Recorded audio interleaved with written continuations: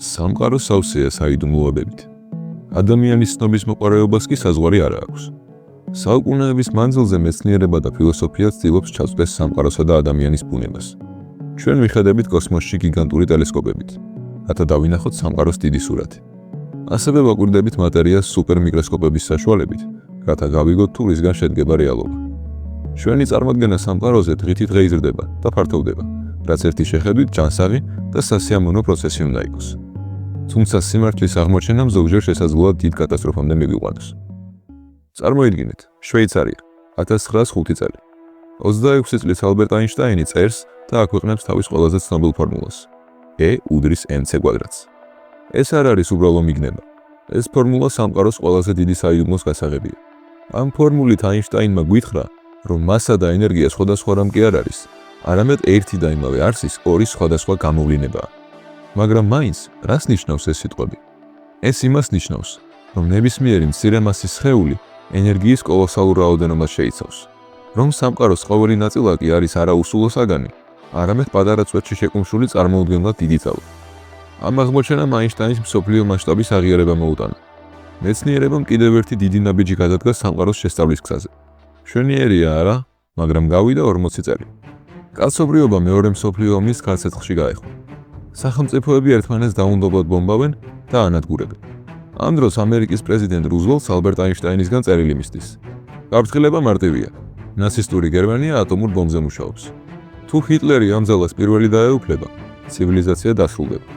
სწორედ ამ მომენტში იბადება კაცობრიობის ისტორიაში ყველაზე ამბიციური, ძვირადღირებული და საიდუმლო სამხედრო სამეცნიერო ოპერაცია, პროექტი მანჰეტენი. მანჰეტენის პროექტი იმდენად გასაიდუმლოებული იყო, რომ მასზე 130,000-მდე ადამიანი მუშაობდა, მაგრამ მათმა 99%-მა არც კი იცოდა, თუ რას აშენებდნენ სინამდვილეში. პროექტს ორი სრულიად განსხვავებული ადამიანი ხელმძღვანელობდა. გენერალი ლესლი გროუსი, კაცი, რომელმაც პენტაგონი ააშენა. ის იყო შეუჩერებელი. მას არ აინტერესებდა კვანტური ფიზიკა, მას აინტერესებდა შედეგები. და რობერტ ოპენჰაიმერი, ატომური ბომბის მამა, ქარიზმატული, ნატიფი და ეთიკური დილემებით სავსე ფიზიკოსი. გროუსმა აირჩია ოპენჰაიმერი, მიუხედავად მისი საეჭვო კავშირებისა კომუნისტებთან, რადგანაც იცოდა, რომ მხოლოდ ამ კაცს შეეძლო ეგოცენტრული გენიოსების არმიის მართვა. თავად აინშტაინი კი პროექტზე არ მუშაობდა ორი მიზეზის გამო. პირველი იმიტომ, რომ FBI-მ და სამხედრო დაზვერვამ ის არასანდო პიროვნებად მიიჩნიეს მისი პაციფისტური და მემარცხენე შეხედულებების გამო. მეორე კი იმიტომ, რომ თავად აინშტაინის არ ისწრაფოდა იარაღის შექმნისაკენ. მას სურდა, რომ ამერიკას ჰქონოდა შეკავების ძალა გერმანიის წინააღმდეგ, მაგრამ უშუალოდ სასიკვდილო მანქანის კონსტრუქციაზე მუშაობა მის ეთიკურ პრინციპებს ეწინააღმდეგებოდა. საბოლოოდ, პროექტი სამ ნაწილად დაიყო. ლოს-ალამოსი, ნიუ-მექსიკო. აქ იკრიბდებოდნენ ტვინები. ოუკრიჯი, ტენესი. აქ ხდებოდა ურანის გამდიდრება. ჰანფორდი, ვაშინგტონი. აქ იწარმოებოდა პლატონიუმი. პროექტი 2 მილიარდი დოლარი დაჭდა, რაც დღევანდელი ექვივალენტით დაახლოებით 40 მილიარდს უდრის. თანხის 90% მოხმარდა ქარხნების მშენებლობას და მასალის მოძიებას. ხოლო 10% კი უშუალოდ ბომბის დამზადებას. საბოლოოდ მეცნიერებმა შექმნეს იარაღი, რომელიც ეფუძნებოდა ბირთვულ დაშლას. პროცესის ცენტრშია მძიმე ელემენტის, ურანის ან პლატონიუმის ბირთვი. როდესაც თავისუფალი ნეიტრონი ხვდება ასეთ ბირთვს, ის იხლიჩება, რის შედეგადაც გამოიყოფა კოლოსალური ენერგია და დამატებითი ნეიტრონები. ეს ყველაფერი იწვევს ჭარჭულ რეაქციას. ყოველი ახალი ნეიტრონი შლის ახალ ბირთვებს, რაც სამიერად წარუქმნის გიგანტურ აფეთქებას. ეს პროცესი ერთი შეხედვით მარტივად ჟღერს, თუმცა ატომური ბომბის შიდა კომპონენტების ზუსტი გეომეტრია და განლაგება დღესაც სასტიკად გასაიდუმლოებულია. ბომბი პირველად 1945 წელს ნიუ-მექსიკოში გამოსცადეს, კოდური სახელწოდებით სამება. აფეთქება იმაზე ძლიერი გამოდგა, ვიდრე ამას ვინმე მოელოდა. ამ სანახაობით თავზარდაცემულმა ოპენჰაიმერმა თქვა: ახლა მე გავხდი სიკვდილი, სამყაროთა დამღუპელი.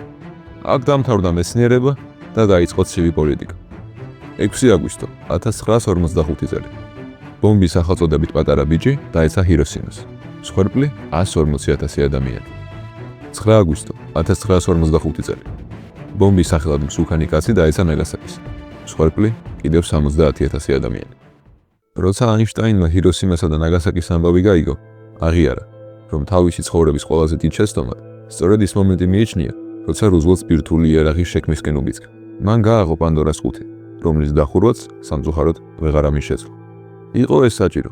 ოფიციალური ვერსიით კი, რათა თავიდან აცილებინათ მილიონობით ამერიკელი ჯარისკაცის სიკვდილი იაპონიაში შეჭრისას. ბევრი ისტორიკოსი მიიჩნევს, რომ იაპონია ისედაც კაპიტულაციის პირას იყო. თუმცა ბომბი იყო არა მხოლოდ ომის სწრაფი დასასრული, არამედ მკაფიო გაფრთხილება ამერიკის მხრიდან საბჭოთა კავშირისთვის. ნახეთ რა გვაქვს.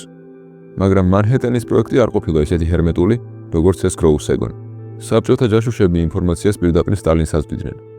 სსრ-ს საკუთარი ბომბი 1959 წელს გამოსცადა. დაიწყო ცივი ომი და შეიარაღების რბოლა, რომელიც დღემდე არ დასრულებულა. მოგვიანებით ოპენჰაიმერმა სცადა ბირთვული იარაღის კონტროლი, რის გამოც მას მოღალატე სიარლიყი მიაკერეს და საქმეს ჩამოაშორეს. ასე გადაყლაპა სისტემამ საკუთარი შექმნელი. ატომური იარაღის შექმნა იყო მსოფლიო ლიდერების უდიდესი ტრიუმფი, მაგრამ კაცობრიობის უდიდესი ტრაგედია. ჩვენ ვისწავლეთ ატომის გულის გახლეჩა, მაგრამ ვერ ვისწავლეთ ერთმანეთთან მშვიდობიანად თანაცხოვრება. დღეს კი ვცხოვრობთ სამყაროში, სადაც ღილაკზე თითის დაჭერამ შეიძლება ყველაფერი დაასრულოს. ცნობილი სიტყვები, რომ ცოდნა ძალაა, დღეს თავის უკიდურესად საშიშ წერტილს აღწევს, რადგან ადამიანთა ცივილიზაცია უკვე მესამე მსოფლიო ომის საშიშროების წინაშე დგას. დღევანდელი წყალბადის ბომბები, რომლებიც არათუ ბირთვულ დაშლას, არამედ ატომურ სინთეზს იყენებს, რამდენიმე ათასჯერ უფრო ძლიერია, ვიდრე მეორე მსოფლიო ომის დროს გამოყენებული ატომური იარაღი. სახელმწიფოები საკუთარი ატომური იარაღით აპელირებენ, დამოვა დრო, როცა უბრალო მუქარა რეალურ ქმედებად გადაიქცევა. ამის შემდეგ კი აღარავინ იცის რა მოხდება. ეს არის მანჰეტენის პროექტის ნამდვილი, ცივი და შემაზრწუნებელი მემკვიდრეობა. თუმცა როგორც ვხედავთ, ეს პროექტი ჯერ კიდევ არ დასრულებულა. ის დღესაც გრძელდება, არა საიდუმლოდ, არამედ ცხადად და ხმამაღლად ესავს ომის და განადგურების შიშს საზოგადოებაში.